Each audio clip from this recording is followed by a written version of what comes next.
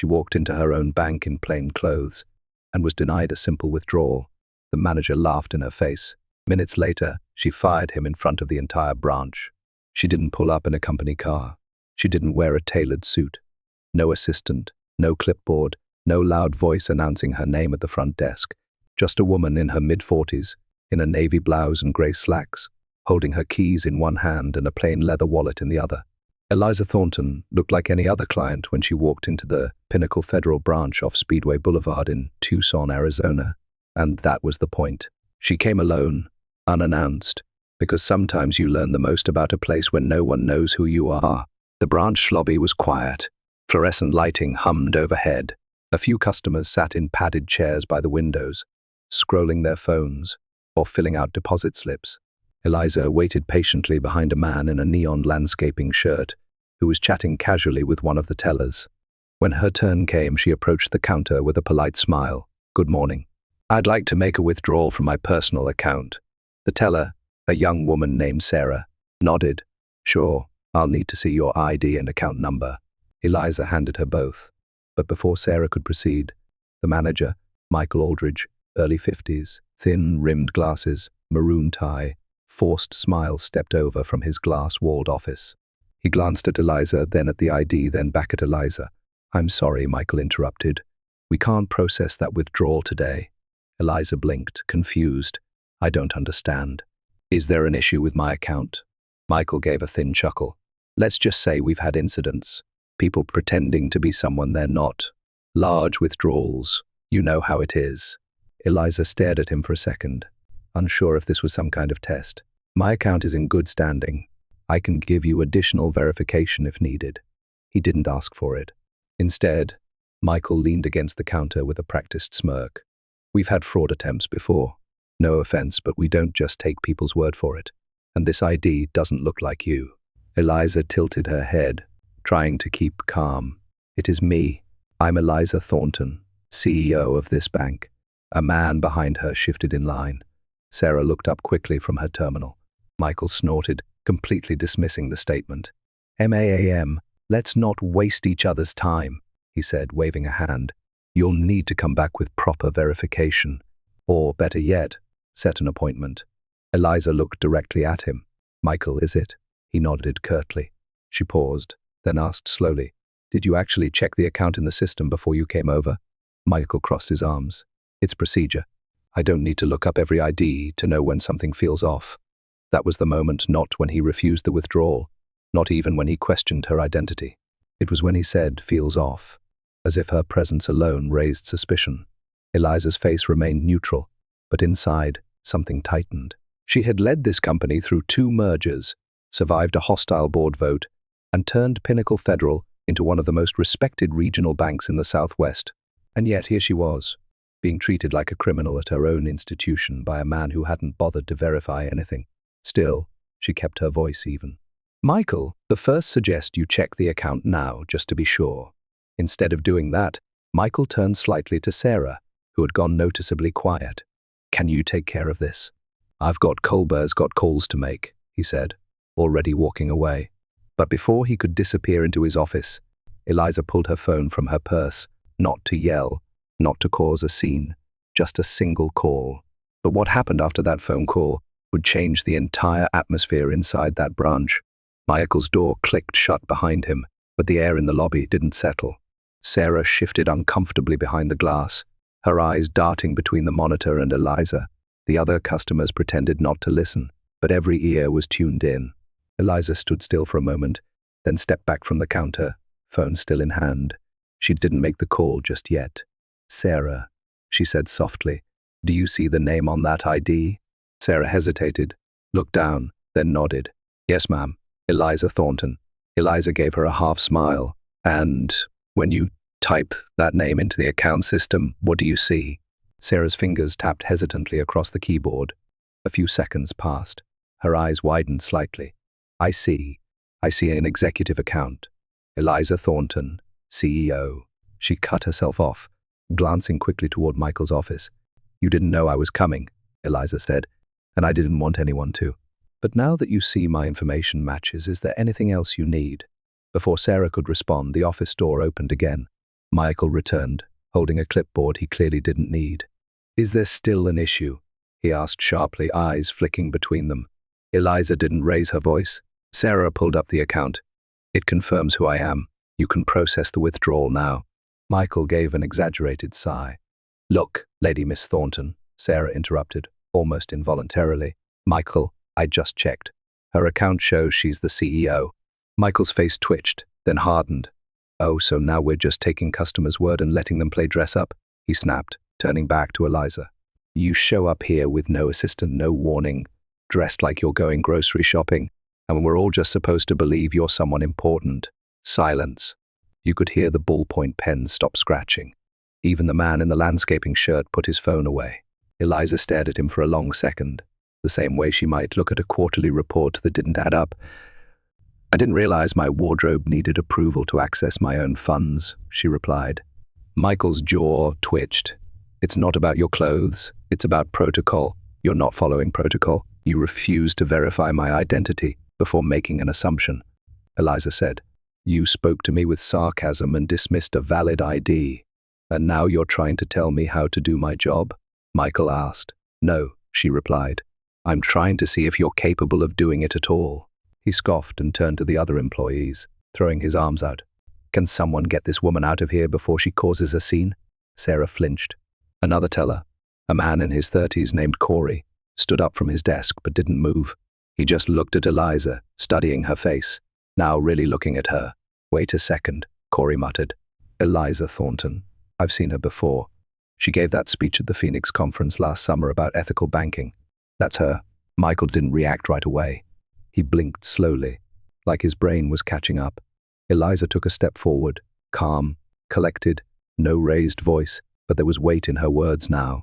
I gave that speech because I believe people in positions like yours shape how customers see our institution. You've made it very clear how you see me.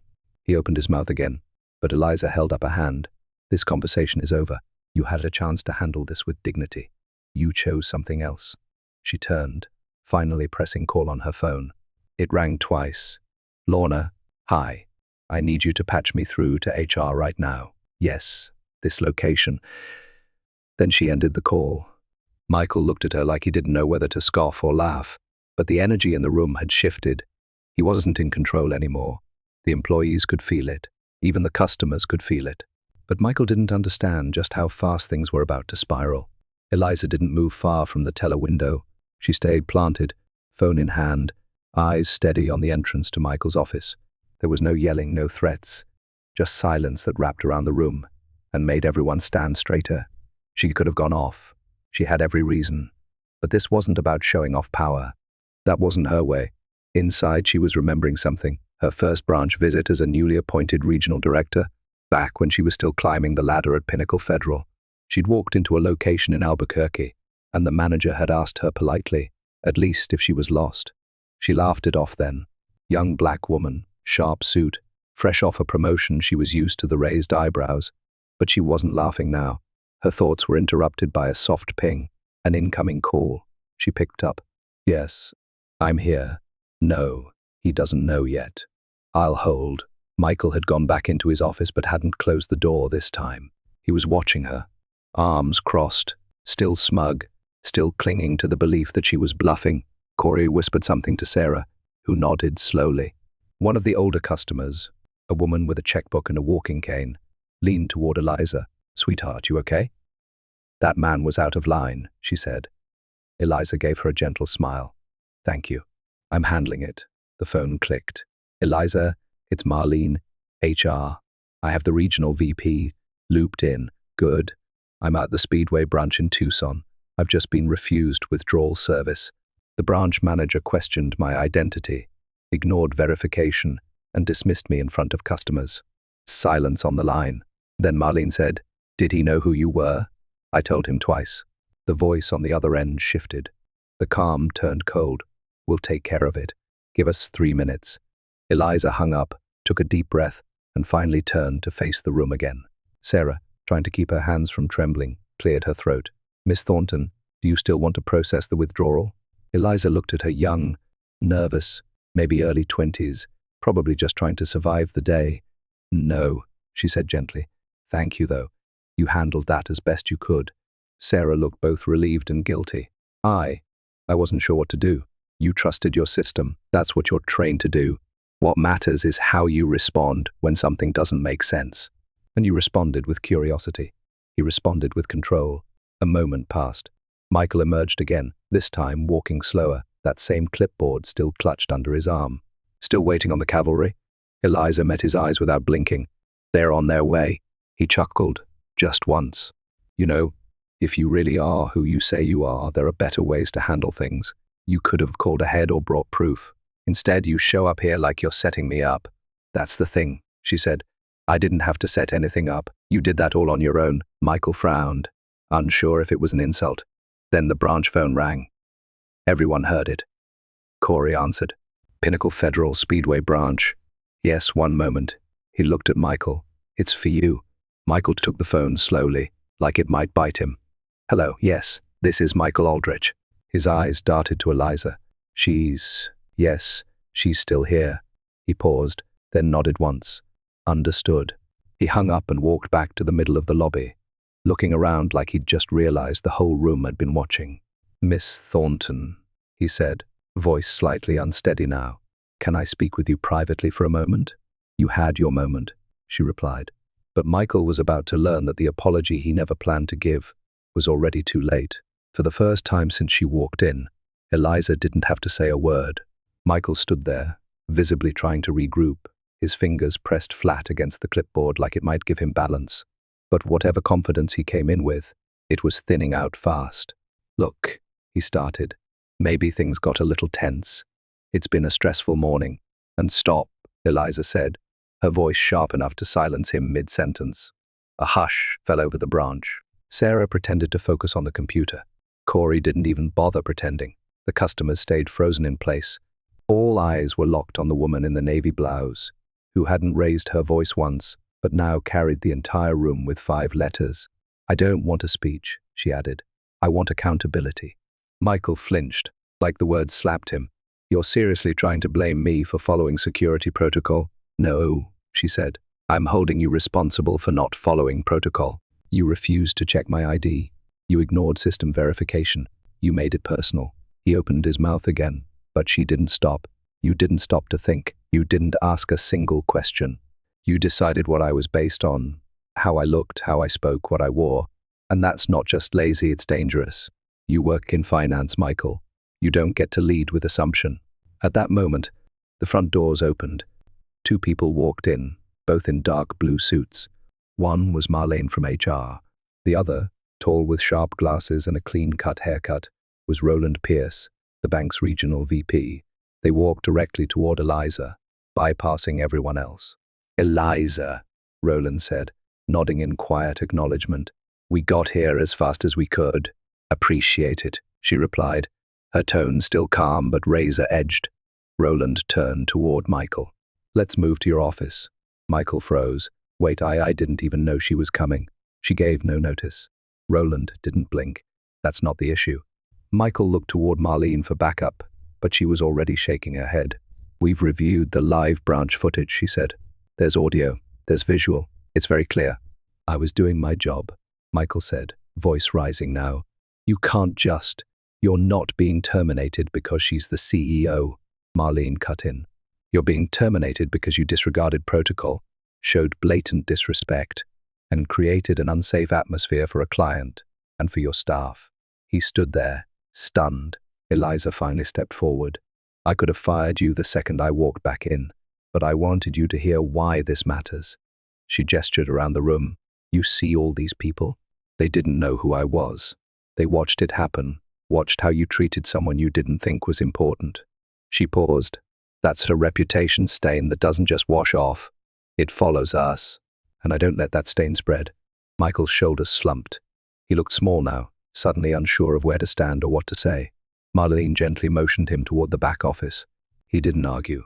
As the door clicked shut behind them, a strange silence followed, not the awkward kind, the heavy kind. Like the oxygen had shifted in the room, Eliza turned toward the remaining staff. I'll address the team in 5 minutes, she said quietly. Please wrap up with your customers. Then she walked to the far end of the branch and sat in a chair, alone, for the first time since stepping through the doors. But the moment wasn't about reflection yet. There was still one more truth the staff needed to hear.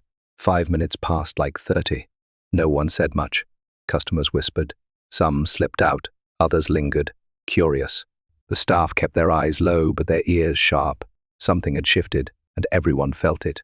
When Eliza stood back up and walked to the center of the lobby, it wasn't as the woman who'd asked for a withdrawal earlier.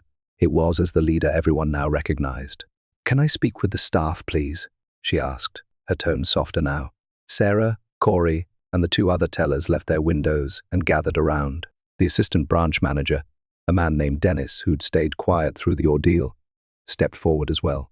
"I know this morning was unexpected," Eliza began, "but I want to explain something important. Not just about what happened, but why it can't happen again." They stood quietly, listening. "I've worked in this bank for 23 years. Started as an intern, pushed papers, watched managers walk by without so much as a glance. I learned early on that some people only offer respect when they think you've earned it, and others they don't give it unless you look a certain way." She glanced at Sarah, who looked like she might cry. Corey stood a little straighter. "When I came in today, I didn't want to be treated like a CEO. I just wanted to see how the branch ran, how people were spoken to, if our mission of integrity actually lived inside these walls." Her voice didn't shake, but it landed heavy. "What I saw instead was a manager make a decision based on assumption. No questions, no verification, just judgment." Dennis cleared his throat. "Miss Thornton, if I may, some of us knew something felt off, but we weren't sure how to step in without overstepping." "I understand," Eliza said, "and that's why I'm here." She stepped closer to the group. "It's not just about Michael. It's about how we respond when we see something going wrong, not just for customers, but for each other. That hesitation, that I didn't want to overstep instinct, it's what stops change before it starts." Silence. Then, from the back, Corey finally spoke. "I've only been here a year, but I've watched managers ignore people. I didn't want to be that person, but I froze up today. I saw what he was doing to you, and I didn't say anything." Eliza nodded. "You're saying something now," Sarah added quietly. "I knew something was off too. I just didn't know if backing you up would get me in trouble." "It won't," Eliza assured her. "Speaking up when someone's being mistreated, especially in a place of business, is never a mistake." One of the other tellers, an older man named Leonard, looked over his glasses. "Honestly, I think we've all seen Michael act like that before, just not to someone with authority." "That hung in the air," Eliza said. "And if he talks to a CEO like that, how do you think he treats customers when no one's watching?" No one had to answer. Everyone already knew. She looked around at the group. Real people, real faces, real voices, the very heartbeat of the company, not its branding or buildings or ads. "Moving forward," she said, "there's going to be a formal training session on client interaction and internal respect. I'll personally be sitting in on the first one. Because if we can't hold each other accountable in here," she tapped the floor with her heel, "we've got no business talking about trust out there." A slow ripple of agreement moved through the staff. Heads nodded, shoulders relaxed. She ended with one last thought. "It's not about who you think someone is. It's about treating every person with the same respect you'd give if you knew." But Eliza wasn't done yet, because there was still one final lesson the entire company needed to hear. The staff meeting wrapped quietly, with a few handshakes, a couple of lingering questions, and several long, thoughtful stares. No one clocked out early. No one joked on the way back to their desk. Eliza didn't leave right away. She walked into the small break room, took a seat at the round table near the vending machine, and pulled out her phone not to check messages, but to stare at the screen, thinking, processing, absorbing the weight of what had just unfolded. It wasn't about pride, not today. It was about what could have happened if she hadn't come in that morning, dressed like every other customer, if she'd sent an assistant, if she'd worn her CEO badge, or walked in flanked by execs. None of it would have happened. Michael would have smiled, offered her coffee, bent over backward to help, and nothing would have changed. She knew that truth intimately. She remembered a letter they'd received months earlier. A woman in Flagstaff had written a complaint, said a manager dismissed her, spoke over her, and refused to honor a check she was trying to deposit for her elderly mother. The case had been marked resolved. Internal review, said the manager, followed protocol. But something about the tone of that letter always stuck with her. The way the customer had written, it wasn't what he said. It was how quickly he decided I didn't belong there. Back then, Eliza couldn't prove intent. Today, she didn't have to. A quiet knock pulled her out of her thoughts. It was Roland, the regional VP. He stepped inside and closed the door behind him. "You okay?" he asked. "Yeah," she said, "just thinking." He sat across from her. "I've worked with you a long time, Eliza. I've never seen you fire someone like that on the floor, in front of staff, customers." "I didn't plan to," she replied.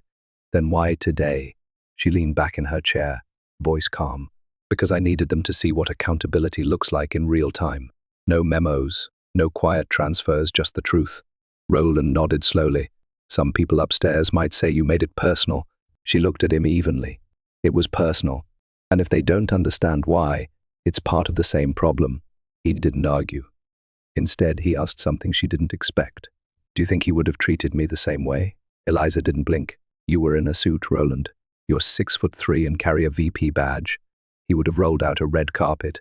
He nodded again, quietly this time. They sat in silence for a moment. "You think the staff got the message?" he finally asked.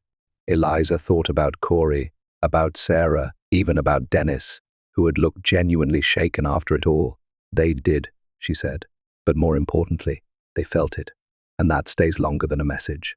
He stood to leave, then paused. "Do you want me to handle the communication to the other branches?" Eliza stood too, gathering her things. "No, I'll do it myself." "You're going to visit them?" "Not right away, but eventually." She smiled, just barely. "Might even leave the suit at home again." Roland grinned. "Remind me not to be rude to any new walk-ins." She chuckled softly. "You're safe." As he left the room, Eliza took one last look around the stale coffee pot, the half-filled bulletin board, the sound of quiet voices beyond the door. This wasn't just a place where money moved. It was a reflection of who they were when no one was watching. But before she could step out for the day, there was one final thing she needed to say to everyone. Before she left the branch, Eliza asked for a quick announcement over the internal intercom. Nothing formal, just a few words to wrap up a day no one in that building would forget. "Hi, this is Eliza Thornton. Thank you to all team members for your patience and professionalism this morning. I'll be heading out shortly, but I wanted to say one last thing, just from me to you. Meet me in the lobby if you have a moment." It didn't take long. The employees gathered again, some leaning on desks, others standing in the background. Even the security guard came in from outside. It was casual, but every pair of eyes was fixed on her. Eliza stood in front of them, hands loosely clasped. No paper, no script. Today could have been a bad dream, something you tell your spouse about when you get home or just try to forget entirely. But it's not going to be that, because today mattered. A few people shifted their weight, listening deeper now. "I walked in this morning not looking like the person you're used to seeing on a company video. And I did it because I needed to know what really happens here when no one's performing, when people believe they're dealing with just a customer. What I got was the truth, unfiltered." She let that sit for a second. "But the truth goes beyond one manager's mistake. The real truth is how all of you responded. Some of you froze, some of you hesitated, and that's human. But now, you've seen what silence allows, and I hope you've also seen what standing up can create." She scanned the room. Sarah was standing near Corey again. Leonard looked down at his shoes. Dennis, the assistant manager, stood with his arms behind his back, face unreadable. We talk a lot about leadership. Most of the time, it sounds like strategy, metrics, meetings. But real leadership looks like holding the door open for a customer who's had a terrible day. It looks like speaking up when a colleague is out of line. It looks like refusing to be a bystander. Her voice softened. Sometimes leadership means doing the hard thing in front of everyone, not because it's comfortable, but because people are watching. And you can either teach them fear or teach them courage. She took a breath. Michael won't be coming back. That decision wasn't easy, but it was necessary. Because one moment like today, if left alone, becomes normal, and normal becomes policy. Then she smiled, not the CEO smile from press photos, but something warmer, more worn in, something that said she'd been where they were, that she was them. "I'll be making visits to other branches in the coming months, not to test anyone, but to listen. And yes, sometimes I'll be dressed just like today." Light laughter rippled through the group. And if any of you ever find yourself in a situation where you're unsure, ask yourself one thing: would I treat this person the same way if I knew they could walk into a boardroom tomorrow and make a decision about my job? If the answer is no, then it's not the right way to treat them at all. Quiet agreement filled the space. She paused, looked around one last time, then added gently, "Thanks for hearing me. And thank you for staying open to learning, because that's how we grow, not just as a bank, but as people." With that, she picked up her purse, offered a nod, and walked out the door. No fanfare, no security detail, just a woman who reminded everyone what respect looks like when the suits are off and the truth is out in the open. Because leadership isn't about who's watching. It's about how you behave when you think no one is. If this story meant something to you, subscribe to our channel for more real-world stories that challenge what we assume, what we accept, and what we believe leadership should look like.